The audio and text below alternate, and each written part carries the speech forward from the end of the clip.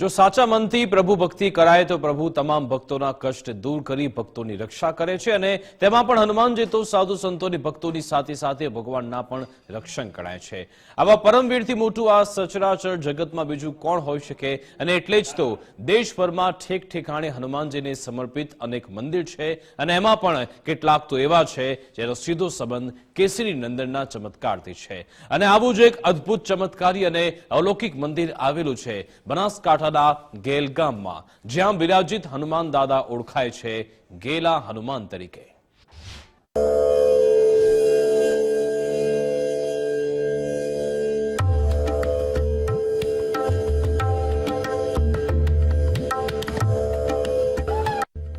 अद्भुत છે ગેલ હનુમાન।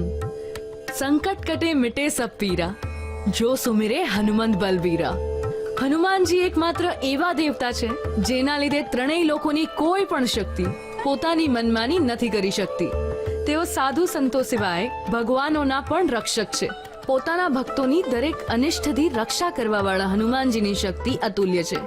તેમનાથી મોટું બ્રહ્માંડમાં કોઈ બીજું નથી। તેઓ પરમ બ્રહ્મચારી અને ઈશ્વર તુલ્ય છે। ભારત વર્ષમાં હનુમાનજીના વિભિન્ન મંદિર છે જે તેઓના જીવનકાળથી સંબંધિત છે।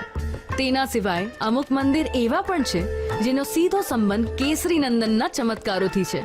આવું જ અદ્ભુત મંદિર છે ગેલા હનુમાન મંદિર।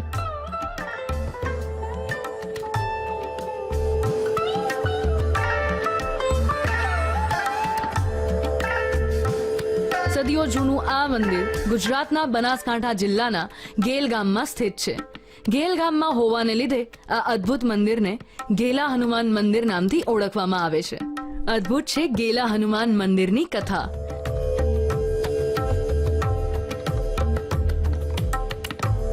ગુજરાતના બનાસકાંઠા જિલ્લાના લાખણી તાલુકા નજીકનું આ જે પ્રસિદ્ધ મંદિર છે, 400 વર્ષ જૂનો તેનો એક ઇતિહાસ છે।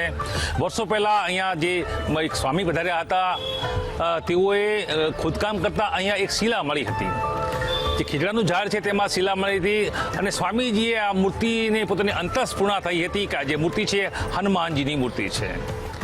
તે બાદ ગામમાં આ મૂર્તિની સ્થાપના થઈ હતી। 400 વર્ષના ઇતિહાસમાં આ મૂર્તિમાં ખાસ કરીને જ્યારે પૂજા અર્ચના થાય છે ત્યારે તમામ મંદિરોમાં જ્યારે શ્રીફળને વધેરવામાં આવે છે ત્યારે અહીંયા શ્રીફળને છૂટા મૂકી દેવામાં આવે છે।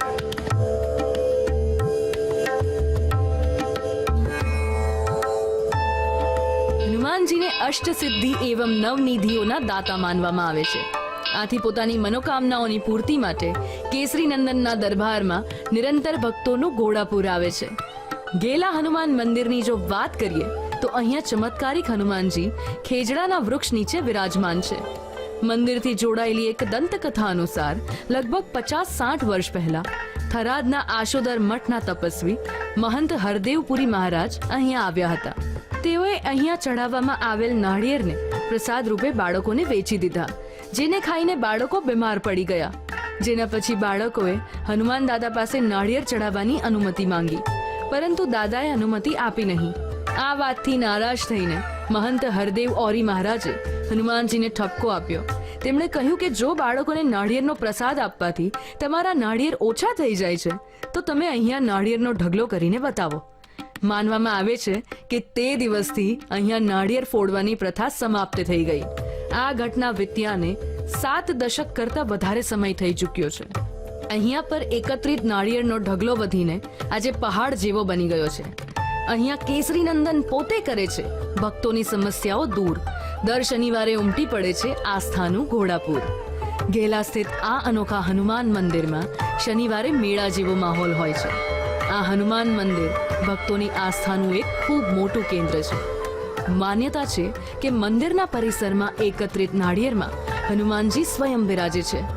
5-6 દશકોથી નાળિયેરને વગર ફોડે ચઢાવી દેવાની પ્રથાને લીધે અહીંયા નાળિયેરનો પર્વત બની ગયો છે। આસ્થાના આ પર્વતને સાકાર સ્વરૂપ આપે છે અહીંયા એકત્રિત 1 કરોડથી વધારે નાળિયેર। કરોડોની સંખ્યામાં એકત્રિત નાળિયેરનો આ પર્વત એક ધાર્મિક કીર્તિમાન છે જે ગેલા હનુમાન મંદિરને વધારે અદ્ભુત બનાવી દે છે। જનશ્રુતિઓ અનુસાર આ ઢગલામાંથી કોઈ પણ નારિયેળ લેવું નિષિદ્ધ છે। જો કોઈ ભૂલથી અહીંયાથી શ્રીફળ લઈ પણ લે તો તેને એકના બદલે 5 નાળિયેર ચડાવવા પડે છે। માન્યતા છે કે સાચા હૃદયથી માંગેલી મનોકામના પૂર્ણ થાય છે।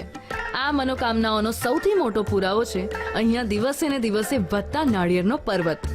આ આસ્થાના પર્વતના લીધે વૃક્ષના થડ પર વિરાજેલી હનુમાનજીની મૂર્તિ હવે માત્ર 1 ફૂટ જ બહાર દેખાઈ રહી છે. લગભગ 600 થી 700 વર્ષ જૂના આ મંદિરને નાળિયેરવાળા હનુમાનજીના નામથી પણ ઓળખવામાં આવે છે. શનિવારે અહીંયા આસ્થાના મેળા જેવું દ્રશ્ય જોવા મળે છે.